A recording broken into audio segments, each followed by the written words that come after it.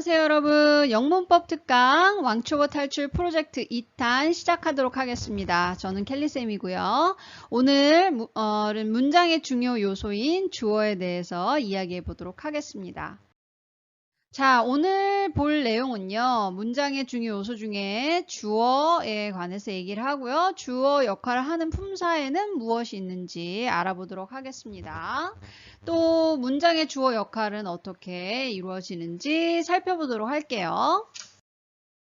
자, 주어는요. 문장의 주체가 되는 말이며 문장의 주인이죠. 문장의 주인이고 특히 영어에서는 주어가 굉장히 중요하고 그 문장에서 가장 중요한 걸 주어 자리에 놓습니다. 두 번째, 우리말에서는 는, 이, 가로 해석하게 돼요.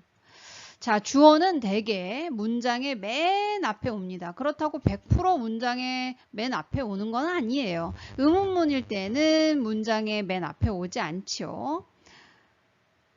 자, 그래서 예문을 보면 We study English라는 표현이 있습니다. 여기에서 이렇게 나눠주죠. 빨간색으로 표시해 놓은 이 부분이 주어 역할을 하는 부분이 되겠습니다. 우리는 영어를 공부해요. 여기 보다시피 뭐뭐는 이라고 조사가 붙었죠. 예, 해석했을 때 우리는 우리가 은는이가가 붙으면은 주어라고 생각하시면 됩니다. 이렇게 해석을 생각하지 않고요. 동사 앞에 나오면 주로요. 주어라고 생각하시면 되겠습니다. 자, 주어의 역할을 하는 품사는 여러 가지가 있지만 그 중에 대표적인 거 두 가지만 오늘 보고 갈 겁니다.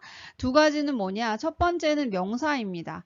여러분들 명사가 뭔지 잘 모르시는 분은 왕초보 탈출 프로젝트 1탄에 가시면 레슨 1에 명사가 있습니다. 그쪽에 가시면 공부 다시 하실 수 있고요. 간단하게 말씀드리면 사람, 사물, 동물 등의 이 세상의 모든 것들의 이름을 명사라고 우리가 합니다. 자, 명사는 크게 셀 수 있는 명사와 셀 수 없는 명사로 나누는데 명사는 이거의 구분을 알면 거의 모든 걸 다 커버할 수 있다라고 생각하시면 돼요. 셀 수 있는 명사라는 거는 한 개, 두 개, 세 개 이렇게 셀 수 있다라는 거예요. 책 한 권, 아이 2명, 아이 1명, 사과 5개, 고양이 3마리, 침대 3개, 이런 식으로 셀 수가 있다는 거죠. 이거의 특징은 책 하나 그러면 그걸 우리는 단수라고 하는데 단수를 나타낼 때는 어나 언을 붙입니다. 그런데 이게 하나, 두 개, 세 개를 표시할 수 있다라는 건 복수를 나타낼 수 있다는 거죠. 일반적으로는 s를 붙여서 복수를 나타냅니다. 예를 들자면 여기에 two books 이렇게 되겠죠. two books 이런 식으로 할 수 있을 겁니다. 자, 두 번째로는요. 셀 수 없는 명사는 제가 지난번에 얘기했듯이 너무 작아서 알갱이가 너무 작아서 셀 수 없다던가 sand나 salt, sugar 이런 거 water 물 같은 경우에는 어떤 단위를 사용해서 셀 수 있다라고 했습니다. 물 한 개 그러면은 얼마만큼이 물 한 개인지 우리가 가늠할 수 없어요. 그 다음에 추상적인 거 사랑이라던가 평화라던가 그런 것들 그런 것들도 우리가 셀 수가 없습니다. 사랑 한 개, 평화 2개 주세요. 이렇게는 안 되잖아요. 그런 것처럼 의미가 추상적일 때에는 우리가 셀 수 없는 명사라고 얘기합니다. 또한 고유명사, 이 세상에 하나밖에 없는 저처럼 이렇게 생긴 여기에서 이런 강의를 하는 선생님인 켈리는 저밖에 없어요. 또 이렇게 우주 안에서 이렇게 생긴 지구 안에서 대한민국에서 수도 서울은 여기밖에 없습니다. 그런 것처럼 고유한 명사라던가 추상 명사라던가 이런 물질 명사 우리가 셀 수 없는 그런 명사를 통틀어서 셀 수 없는 명사라고 하는데 그거의 특징은 셀 수 없으니까 당연히 뭡니까? 어나 언을 붙일 수 없지요. 그죠? 없습니다. 복수형의 s나 es가 당연히 없겠지요. 그러니까 얘네들은 항상 단수 취급을 합니다. 단수 취급을 한다는 것은 동사에서 표시가 나죠. 그래서 명사가, 제가 지금 간단하게 명사를 설명한 것은 명사가 주어 역할을 하는 품사 중에 하나더라. 그렇기 때문에 제가 명사를 설명했고요. 또 하나는 대명사입니다. 대명사는 명사를 대신해서 쓰는 말입니다. 이 대자는 클 대자가 아니라 대신할 대자라고 말씀드렸고, 이 대명사도 지금 이해가 안 가시는 분은 왕초보 탈출 프로젝트 1탄에 가시면 있습니다. 거기서 공부하시기 바랄게요. 자, 대명사는 이런 거예요. 간략하게 말씀드리면 제 이모지 켈리가 있습니다. 어떤 친구가 이렇게 얘기했어요. 내가 어제 켈리쌤을 만났어. 그런데 켈리쌤이 유튜브를 시작하셨다네. 자, 우리나라 말에서는 켈리쌤이라고 하는 명사와 그런데 그 다음 문장에서 켈리쌤이 유튜브를 시작하셨다네 라고 켈리라는 명사를, 고유 명사를 첫 번째 문장에다 쓴 다음에 두 번째 문장에다 써도 됩니다. 그러나 영어는 그렇게 하시면 안 됩니다. 이것을 영어로 바꾸면 I saw Kelly yesterday. She started a YouTube channel.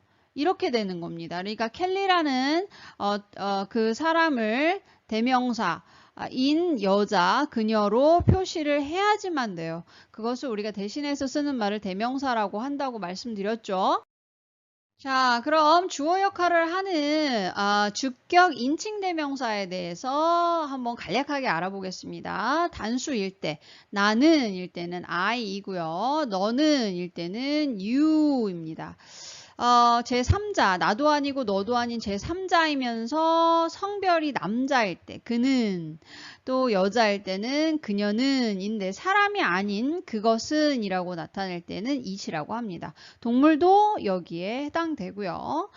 그런데 2명 이상인 경우에 나를 포함한 2명 이상 우리는 we가 되죠. 그 다음에 이 you도 너희들은인데 상대방인데 2명 이상일 때 you로 표현합니다.